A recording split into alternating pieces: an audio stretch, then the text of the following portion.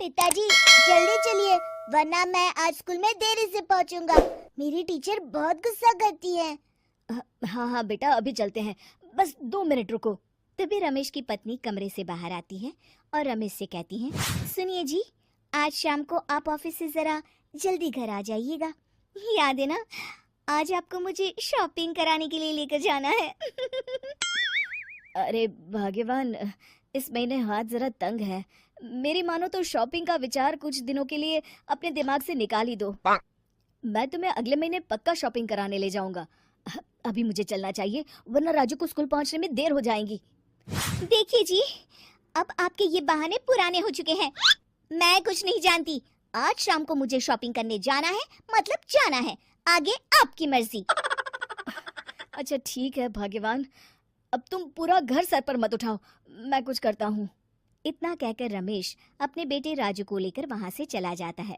घर से निकलने के लिए रमेश जैसे ही अपनी मोटरसाइकिल शुरू करता है, तभी उसकी माँ उसे आवाज देकर कहती है, अरे रमेश, आज शाम को मुझे कुछ पैसे दे देना।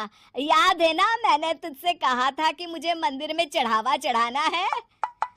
अरे माँ, मेरी तनख्वाह आने में अभी 10 दिन बचे हैं, अभी मेरे पास बिल्कुल पैसे नहीं है।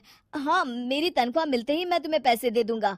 रमेश की माँ चिढ़कर कहती हैं, अरे तेरा दिमाग तो खराब नहीं हो गया? मैंने तेरे भरोसे मंदिर के पुजारी जी से वादा कर दिया है और तू कह रहा है कि पैसे नहीं है। अब मैं पुजारी जी को क्या जवाब दूंगी? तुझे तो मेरी इज्जत की भी कुछ परवाह नहीं है। अच्छा ठीक है माँ, अब तुम गुस्सा मत करो, मैं शाम तक कुछ इंतजाम करता हूँ। इतना कहकर रमेश वहां से चला जाता है। फिर दोपहर को जब रमेश अपने दफ्तर में बैठा होता है, तब उसे अपनी पत्नी और माँ की बातें याद आती हैं। रमेश अपने दफ्तर के एक साथी मोहन से कुछ रुपए उधार मांगता है। अरे भाई मोहन, मेरा एक छोटा सा काम कर दो, मुझे कुछ रुपयों की सख्त जरूरत है। मुझे कुछ दिनों के लिए क्या तुम रुपए उधार दे सकते हो? अरे रमेश भाई, मैं तुम्हें पैसे उधार तो दे सकता हूँ, लेकिन मुझे वक्त पर पैसे लौटा देना। वैसे भी मेरा मानना है कि दोस्ती यारी में कभी पैसों का व्यवहार नहीं करना चाहिए। ये कहावत तो तुमने सुनी ही होगी कि उधार प्रेम की कैंची है।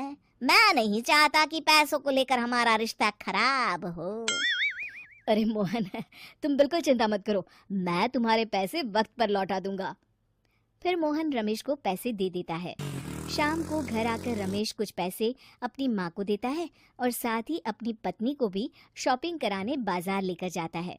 रमेश की पत्नी और उसकी माँ का स्वभाव जरूरत से ज्यादा खर्चीला होने के कारण दोनों हमेशा बेवजह पैसे खर्च करती हैं। फिर एक दिन, सुनिए जी, अगले हफ्ते हमने छुट्टियों में कहीं बाहर जाने का प्लान बनाया था।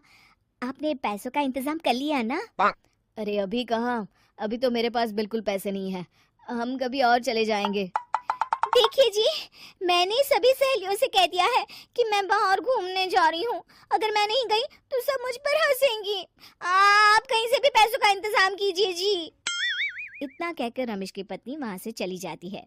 वहीं दूसरी तरफ रमेश की माँ भी तीर्थ यात्रा जाने की जिद करती है और रमेश से पैसे मांगती है। फिर अगले दिन रमेश एक सेठ से पैसे उधार लेकर अपनी पत्नी और बेटे को घुमाने ले जाता है और अपनी माँ को भी तीर्थ यात्रा पर भेज देता है।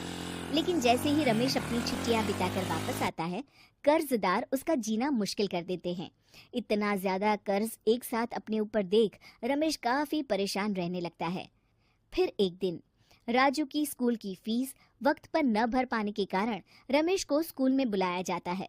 स्कूल के प्रिंसिपल साहब रमेश को सख्त हिदायत देते हैं कि अगर वक्त पर स्कूल की फीस नहीं भरी गई तो उनके बेटे का नाम स्कूल से काट दिया जाएगा।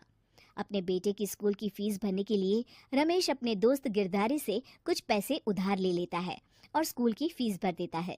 रमेश की माँ और उसकी पत्नी खर्चे और घर की जिम्मेदारी संभालते संभालते धीरे धीरे रमेश पूरी तरह कर्ज में डूब जाता है।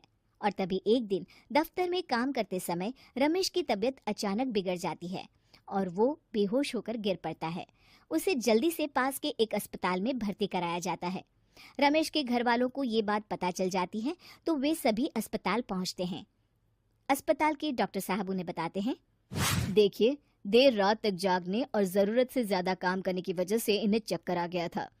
बेहतर यही होगा कि इन्हें कुछ दिनों के लिए पूरी तरह आराम करने दिया जाए। रमेश की हालत देखकर उसके बेटे राजू को बहुत गुस्सा आता है और वो अपनी दादी और माँ से कहता है, माँ, दादी, मैं इतना छोटा हूँ, फिर भी मैं इतना समझता हूँ कि पिताजी दिन रात दफ्तर में काम करके पैसे कमाते हैं। पिताजी अकेला पूरा घर संभालते हैं और आप दोनों अपने फिजूल के खर्चों के लिए उन पर दबाव डालते रहते हैं। आज पिताजी की हालत के जिम्मेदार तो आप दोनों हैं।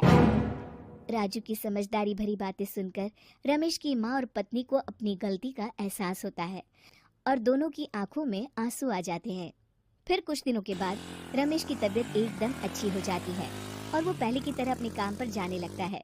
रमेश की माँ और पत्नी अब उसे किसी प्रकार की कोई तकलीफ नहीं देते और ना ही उससे किसी चीज की मांग करते हैं।